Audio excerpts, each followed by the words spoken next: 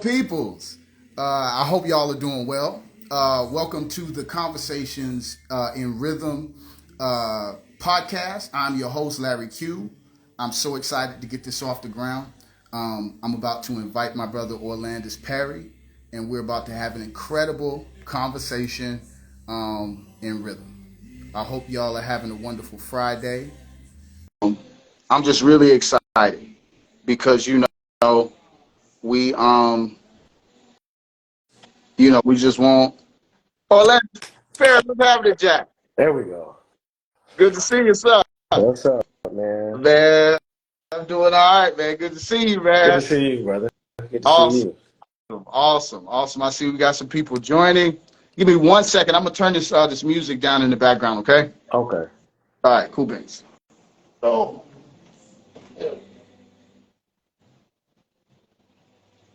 okay, cool beans.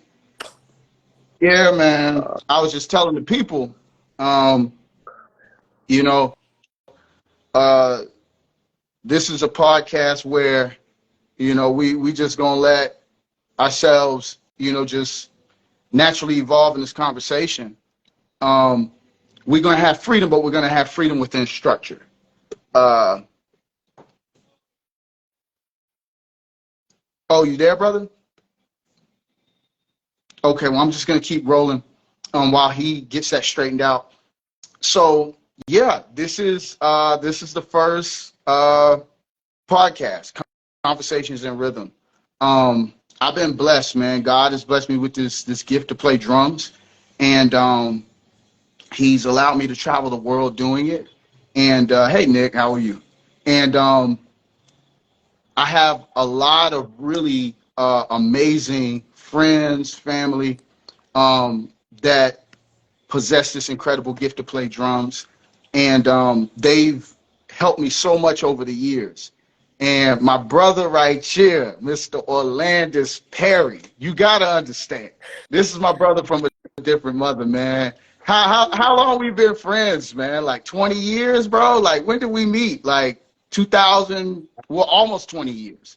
We met, what, 2004? Yeah, You, this is 19 right now. yeah, come Yeah. on, man. So So yeah, y'all, you know what I'm saying? This is one of my big homies whenever it comes to playing this instrument, man. Um, just to give you guys just a quick resume. Um, Incredible father, husband, pastor. Um, he was an Aggie. That's where I met him. But he finished up at North Carolina Central. Um, got a couple degrees. You know what I'm saying? Like, very educated brother. Uh, and yeah, I'm just super excited to have you, man. likewise, So brother. yes, sir. So man, let's get into it, man. Yeah. So obviously, right, like, you play the drums. You know what I'm saying? You've been playing the drums for a very, very, very long time. First off, man, how long have you been playing the drums, bro? I started around the age of probably 3 or 4. I would say drums. I was probably influenced by the drums from my cousins playing, but I would play percussively on anything that Uh, made sound was my drum set. So my mother tells me I would take the pots and pans out on the floor, yeah, play with the spoons, take the church fans and rip the stick off the fan yeah. and play, use that in the car on my way home or on my way to church. And I had some of those stacked away in the Uh, car. So when okay, I got back in, I had my sticks ready. So that's I good. think by the age of 6 or 7, I was actually starting to play Okay. in the church service. Yeah, man. I had 2 cousins who were older than me who would they were brother and sister, and they would sit me on their knee, and when my feet couldn't reach the pedal, so just Uh, my hands at first, and yeah. then as I got taller, then I would sit on the set by myself. I remember scooching on the drum throne because I was still short, so my belly is like on the snare. And I'm Yeah, like, yeah, yeah. I'm Yeah, scooching you're down, like, yeah, yeah, trying yeah. trying to hit the pedal. That's what's So up. yeah, church was my place of music education, Mm. in the beginning of my life. And so, yeah, it started very early. That's brilliant. So it's safe to say you've been playing drums, what, like 35 Yeah, years? yeah, I'm 37 now, so that would essentially be like 33, 34 years. Yeah, Yeah, yeah. So all my yeah, life. there it is, people. This is a brother you should definitely listen to because he literally just gave y'all like a million nuggets of game right there. He talked about being what's called an autodidact. That's just a fancy way of saying a self-taught individual. And when we talk about the supernatural component, that's very important because in the book of First John, and you can help me with this, it Okay. talks about that you have received an anointing that no man should teach you. Mm, And you know what that's I'm rich. saying? That's part of what's so cool about not only having a gift but also being anointed to play the drums. Yeah, You know what I'm saying? Is yeah. that God will literally download this supernatural software inside of you Hmm. that will cause you to figure things out on your own. You know what I'm Yeah, saying? And exactly. and that's all the reason, but that's also all the reason too why like we always got to give the glory and honor back to him, Yes. and we can't hold on to it because a gift is literally just that. It's a Mhm. gift. You know what I'm saying? It's like Christmas. It's like you show up to the tree and your mom got you or your dad got you something. You know what I'm Yep. saying? Like Yeah. you didn't, it's not, you're receiving it, but you're not receiving it because you did anything to get it. You know what I'm saying? Yes. And, you know, it's been a blessing learning just that small revelation, man, because I used to be very prideful about the gift that I had. You know what I'm saying? We was talking about that. Well, see, man, one of the when God gives a gift, one of the things that is characteristic about God is fruitfulness and multiplication. Okay. So like in the beginning, right, in the book of Genesis, when he talks about everything that he made, all the animals, plants, fruit, all of that, it all had the ability to multiply itself That's good. and Yeah. be more fruitful. So we evolve with our gift in a very natural, or you could say supernatural sense. But because we're made in the image of God, once we tap into that gift, we have to know that's not it. Like, I'm really just getting started. I didn't know as a Come on. 4-year-old, I didn't know as a 4-year-old using fan sticks that Hmm. I would later go to college, become a professional musician, become an educator, like travel the world. I didn't know. Hmm. But over time, evolution, seeds being sown, seeds being watered, Hmm. this is where we are. So that information, when you say no man shall teach you, it's because I've already put an educator inside of you when I put the Come on. seed. Come It's going on. to that multiplication is the teaching. It is the continued revelation. And man, it's been a wild ride. But Yeah. I thought about that as you. That was a wonderful scripture you just threw out there. So I dig. Well, man, talking about that self-taught or that autodidactic thing, man. Let's fast forward in your life a bit, right? mhm. Because you just made a major time leap. You talked about to you going to college and and becoming a professional musician. One of the things I've always enjoyed about talking with you is you have this incredible way of combining country and city uh, vernacular with proper nomenclature. Yeah, You know what I'm saying? Like, you know what I mean? And I've been blessed. Like, you don't understand how much of that has been a blessing to me over the years, not only in my playing, but you know what I'm saying, just person to person. wow. So explain for the people, if you will, what it was like having been self-taught and learned in what some would call an informal setting. We know it's formal, you know what I'm saying, because it's the supernatural, right? But let's now talk to our educated friends, right? What was it like for you being self-taught almost, you know, 15, 16 years, and then now you're studying music formally? Like, you know what I'm Hmm. saying? Wow. Okay. So what it was like, my education and training in music was what we would call informal up until the time that I went to middle school. Okay. when I went into the sixth grade, I missed band day when probably the eighth grade middle school band came to my elementary school to do their concert presentation and have the fifth graders sign up for band. I missed all of that. I don't know how I missed it, but I missed it. So I come to school in sixth grade. I get ready to go to the band teacher to ask, can I sign up? I want to play percussion. He tells me we have no more room for percussion. Wow. That happened to me You too. need to choose something else like trumpet or trombone or something like that. So I was going to choose trumpet. So I said trumpet, but I went home. I told my dad. I said, listen, he said, they don't have any more room for drummers. My dad went to the school. He spoke to the band teacher. He said, listen, you're going to let my son in your band. He's going to play percussion, and he's going to be the best percussionist you ever had. Come on. About a week or two later, I walked in with my snap pack and my bell.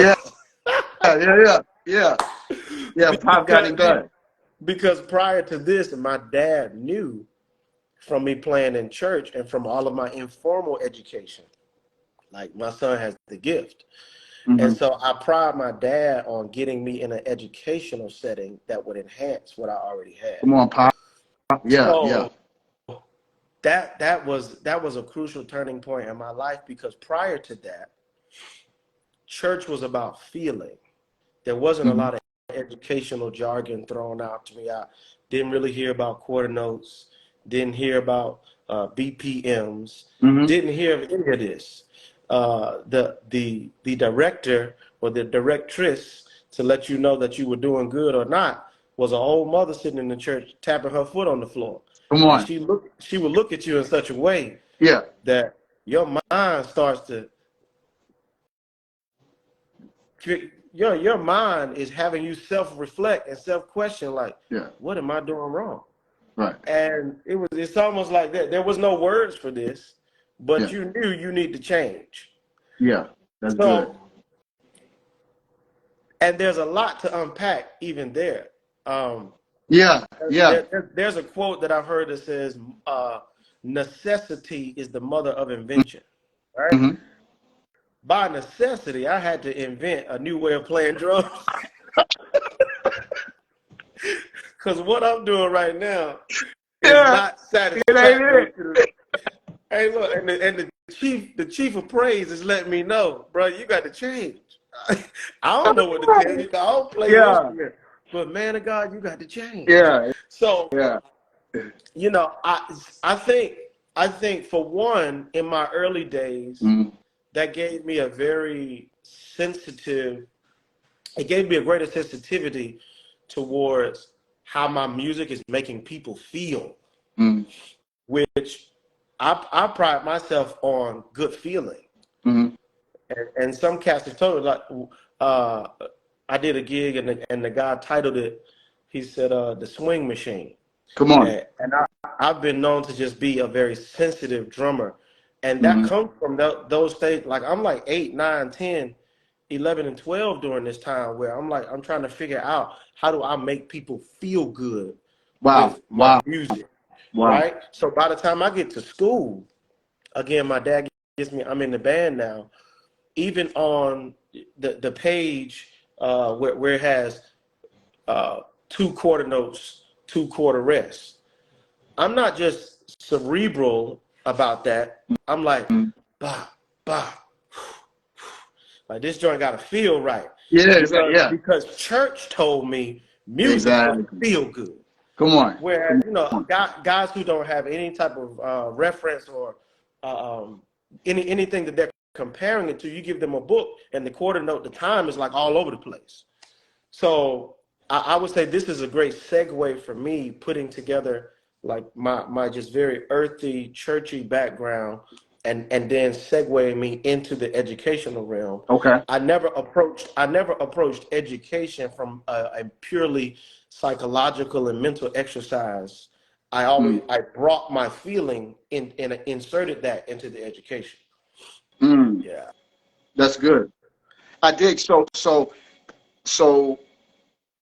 that's brilliant, because you know the word talks about how knowledge puffeth up, and I'm gonna be honest, and we've seen it. You go into the academic realm and you see that pride. You know what I'm saying? Like you Mm-hmm. see like cats being lifted up because of what I know, but it's like, but bruh, you ain't got no manifestation. You know what I'm saying? Like, and I like what you talked about because what happens is that environment where you actually got to have some manifestation. You work on that first, and Mm-hmm. then you know what I'm saying? So it's almost like, the word talks about knowledge, wisdom, and then understanding. It Right. was like it's like church baseline.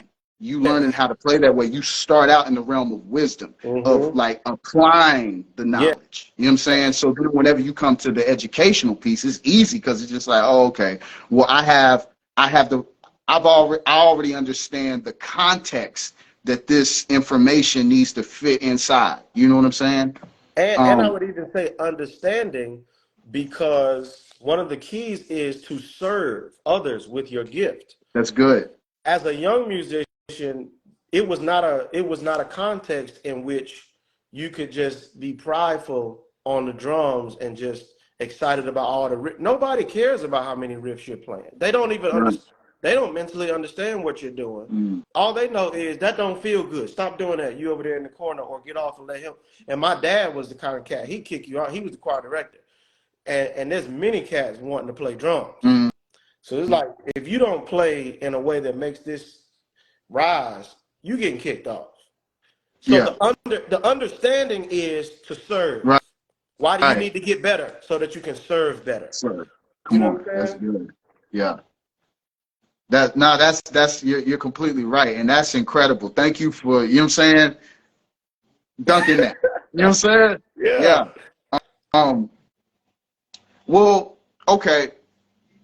We've had some amazing conversations. And once again, shout out to Thomas Taylor because um, Thomas Taylor, first off, for those who don't know, he is the professor of jazz drum set at North Carolina Central University. He is both a teacher, a mentor of myself and, Mr. Perry.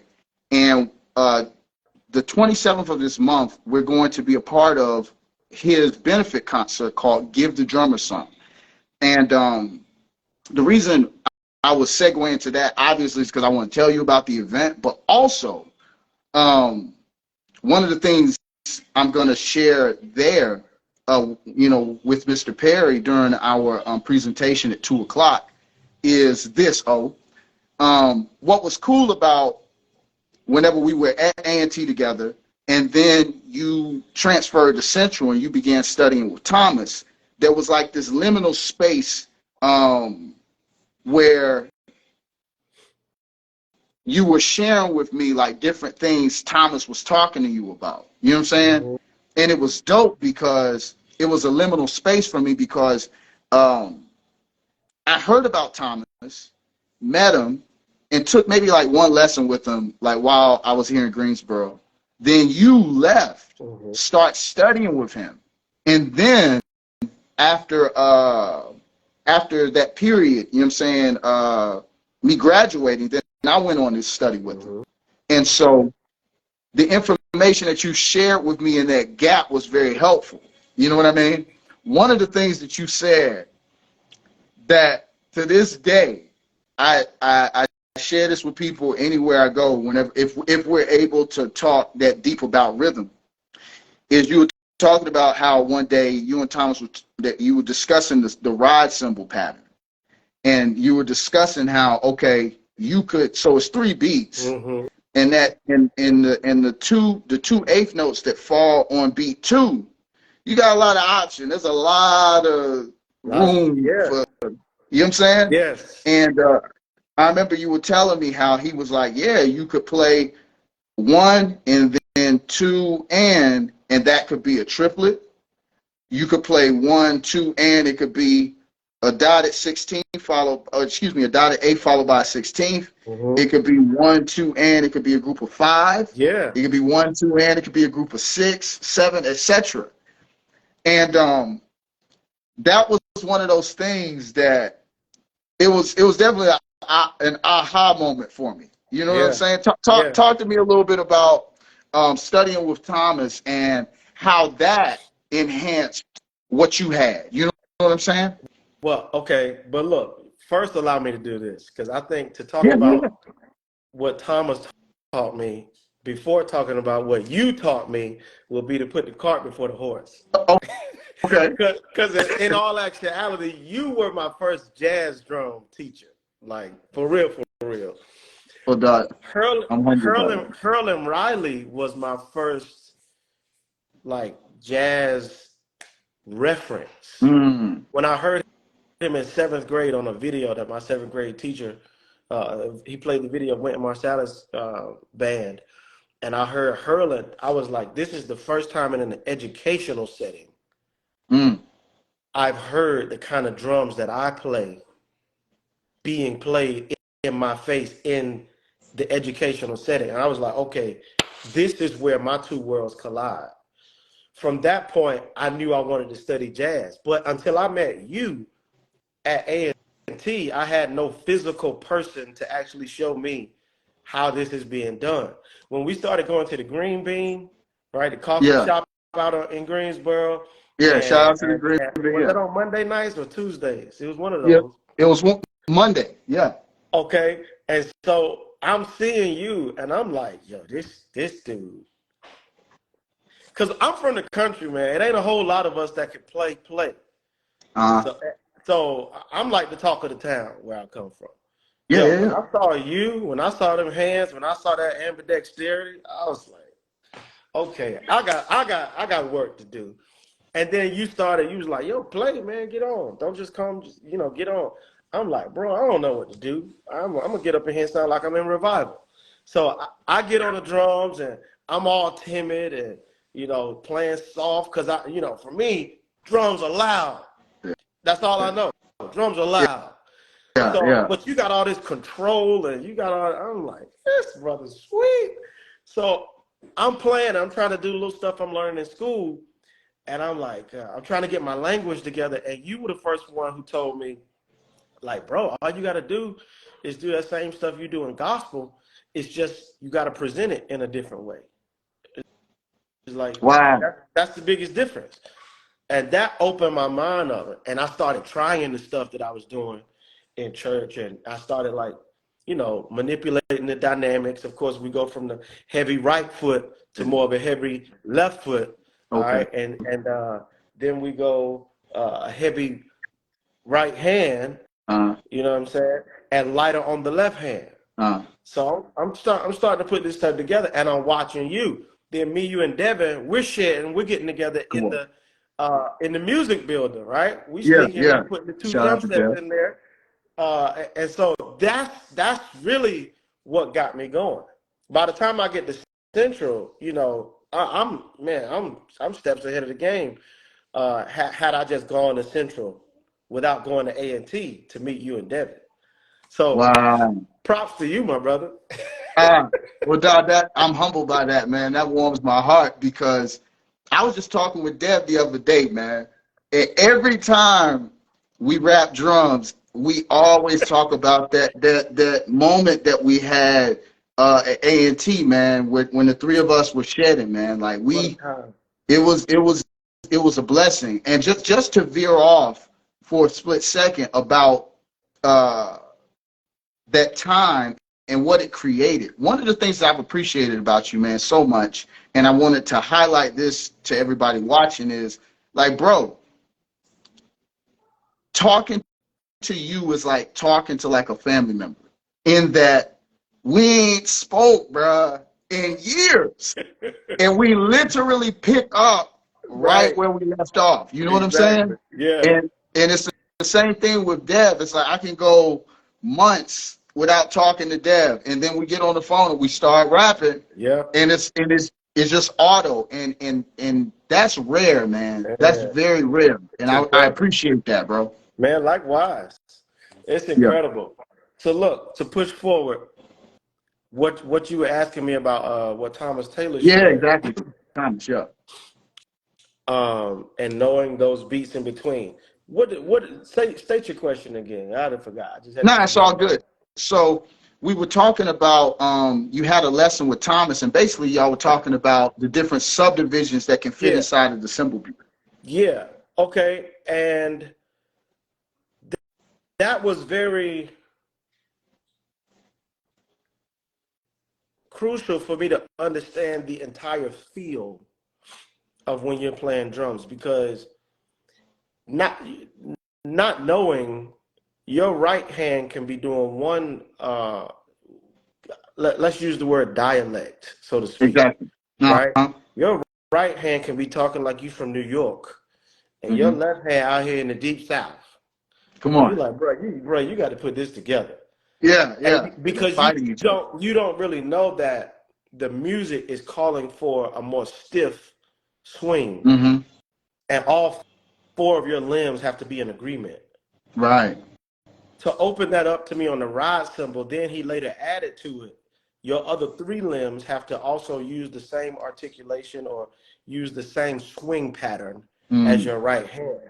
So I'm like, yo, this is getting deep. Yeah, yeah. Okay, wow. So it made me rethink the way I was comping with my left hand, Mm. and my right foot, on the bass. And so really, I think it just kind of really dialed me in a lot more to be more intentional about every beat that I play, and to make Wow. sure that and to make sure that I'm aware of the articulation. And again, I use that word, the dialect. Like, what dialect are you speaking? We're still speaking the language of English, Mm. but in what dialect? You know, Mm. are we speaking Creole? You know, are we in deep South Carolina? Mm. Uh, you know what I'm saying? Are we in Ohio? We out west? What are we doing? And so that's what you have going on with these different kind of swing patterns. And so again, to know that puts your entire all four of your limbs on the same page, so that your swing feels consistent throughout a tune. That's good. Yeah. Yeah. Wow. Well, I agree, man. See, the thing that I appreciate about Thomas is that Thomas has a way of, okay, they talk about, you don't just give somebody a piece of fish. You know what I'm saying? You teach them how to fish and you give them a fishing rod. The thing that I really enjoy about talking with Thomas is that Thomas always is trying to give you the formula. You know Yeah, what I'm saying? I agree. And you know what I mean? He's like, yo, this is all you need to do is this. And then come and see me in a month or two. You know what I'm Yeah. saying? Like, and so that was incredible, Yeah. man. Because that opened me up. I mean, it made me listen differently. Okay. So when I'm listening to albums, when I'm listening to a drummer, I'm checking out the how tight or how loose his swing pattern is. Mm. And across the board, once you start hearing enough drummers, you start to see, wow, it's a pretty wide gamut. Mm. Like, some cats have a super relaxed swing, and some have a very, like, on top of the beat, swing. So now with learning that span, Uh-huh. it kind of lets you know and allows you to see where you are. Where do you fall naturally on the spectrum? And Mm. then also to just be sensitive that just because this is what comes natural to me doesn't mean that in every musical situation I find myself in that I just do my natural style.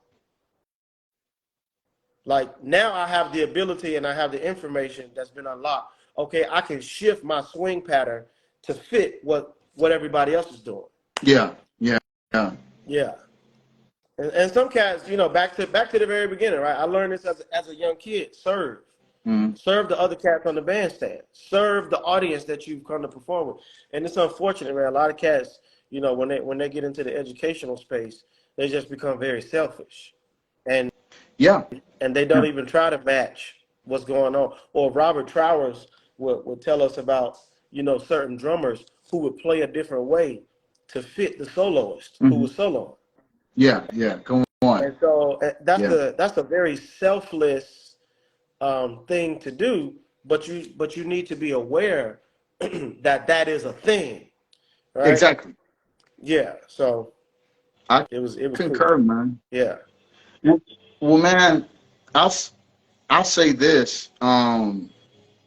and then I think we can begin to wind down. Um,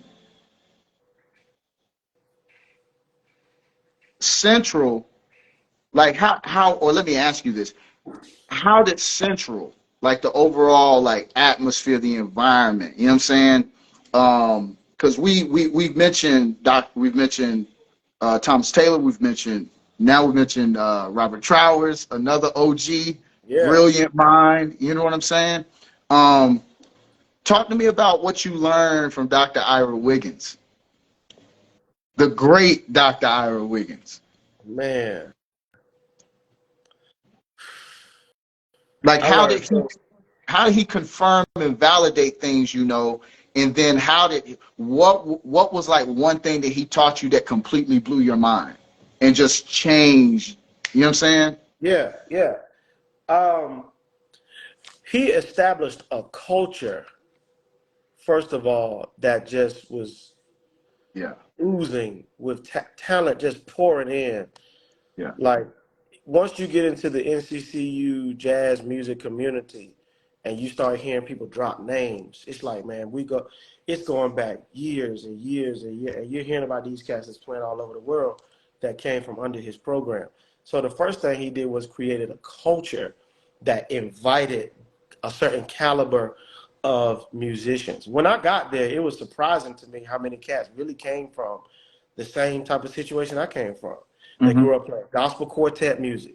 You know, A.J. Brown growing up playing gospel quartet music, and then got into playing at church. So Dr. Ira Wiggins knew, and Thomas Taylor told me what the X Factor was. He said, it's church. Mm-hmm. He told me one day, he said, yo, you got the X Factor. I said, what's that? He said, gospel.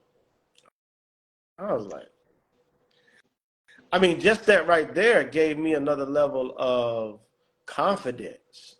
Wow, that's good. It's like, hold on, wait a minute. I got the X Factor. So Dr. Wiggins creating that culture.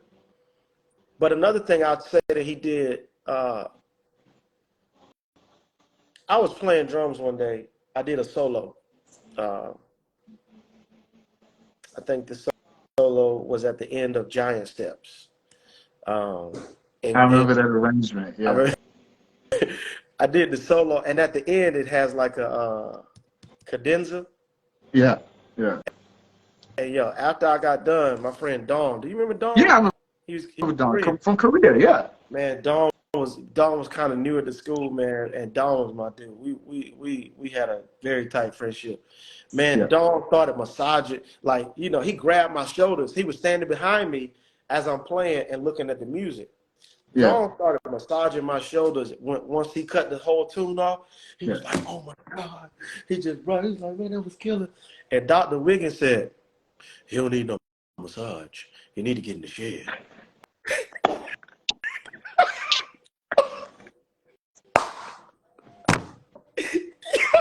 Yo, oh man, he crucified me, man, in Yeah, front of the whole yeah. band. Deflated That all that. Yeah, yo, yeah. that's just an example of how Dr. Wiggins kept your mind focused on continuing to evolve through Mm-hmm. this very dense music. Yeah, Like, yeah, do not park your car thinking that you have made it. yeah. I don't care how great you think you just played. There's so much more you do not know. There's so much territory we have not covered. Stay Mm-hmm. humble, stay focused. He used to tell us, like, I see some of y'all out here in the hallway, Mm-hmm. running your mouth, playing around, joking. He said, you need to be somewhere in the corner shedding. Mm, He that's said, real. y'all are wasting a lot of time. And Mm, so to hear somebody of his caliber just speak about being so intentional and be conscious about your time and be conscious about all that you have at your fingertips to continue making yourself better. I think that level of seriousness and aggressive pursuit of getting better, I wasn't accustomed to that. I was just mm, naturally gifted. I was just naturally talented. Like, I'll get to it when I get to it. I'll share it. After I've done everything else, I'll share it. Talking about shedding in the middle of the day or being intentional to the degree that you have a calendar and you write out what time you're going to practice, I had never heard of that. And so Dr. Wiggins, he was like, when I was in school, you know, and his wife, he was like, she knew you don't come before my practice time.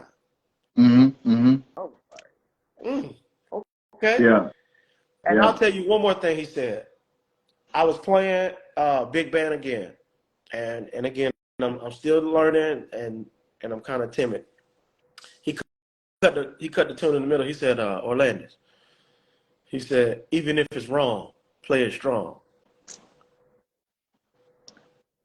I said, okay, Doc. Yeah. I mean, Bones. dude, you got to chew on that for like 2 weeks. Yeah. Yeah. Even if it's wrong, play it strong. He said, if you don't think you're playing right, but you play so timid, I don't really know what to correct. Right. He said, Right. I can't help you.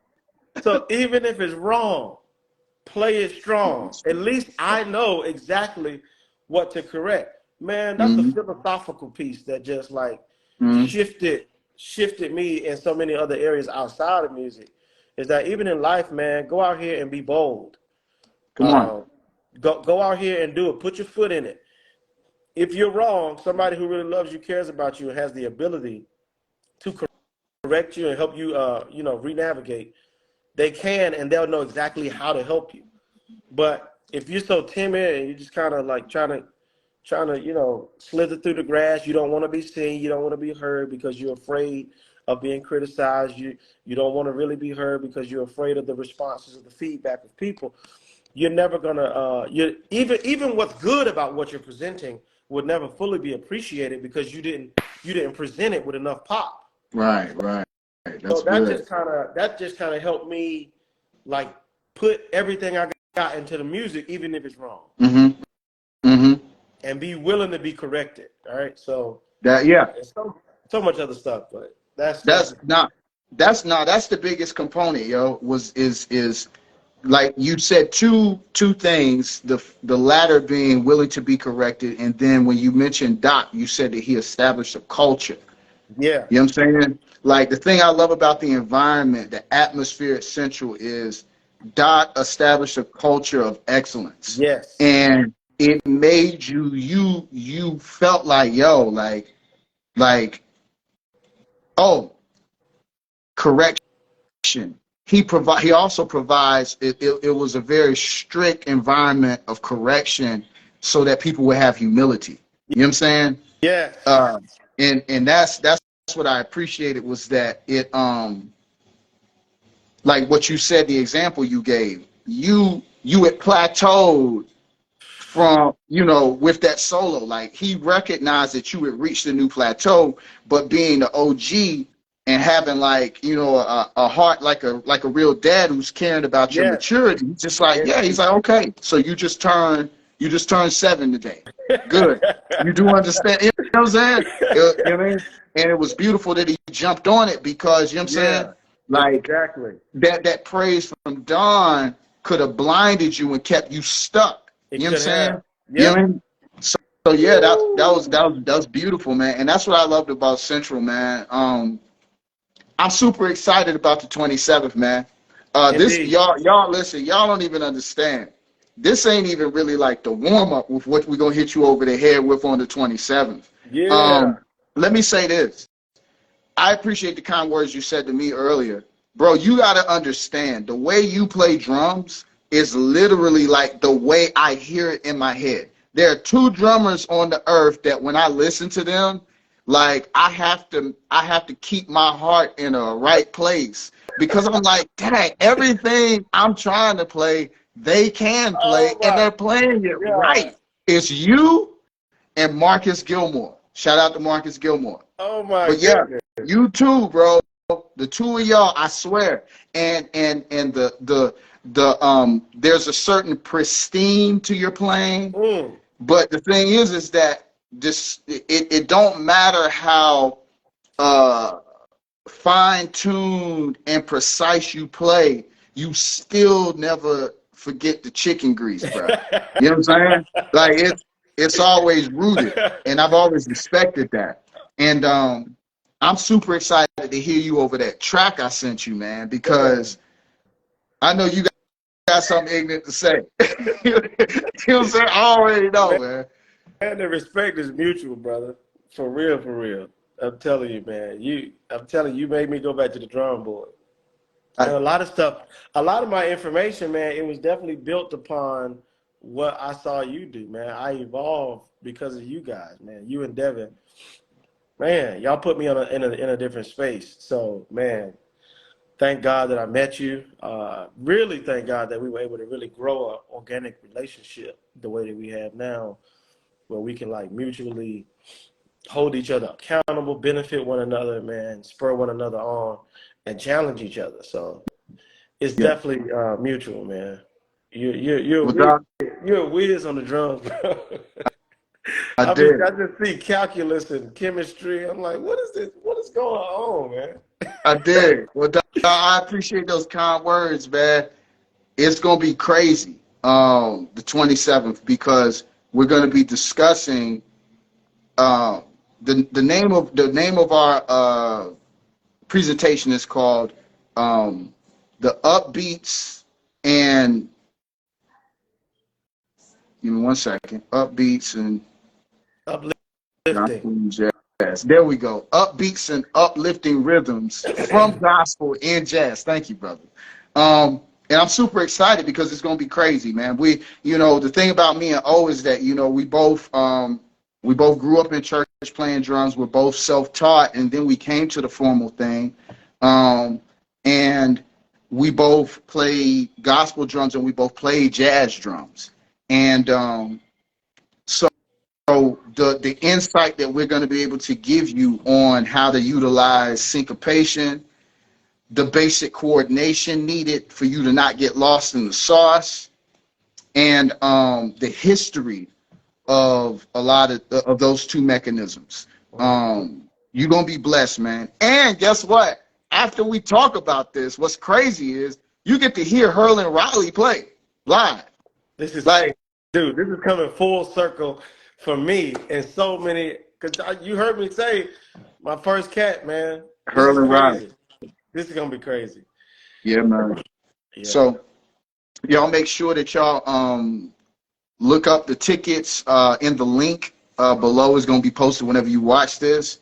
Brother O, I appreciate you, sir. Appreciate everybody tuning in today. Yeah. We're going to see you soon. All right, bro.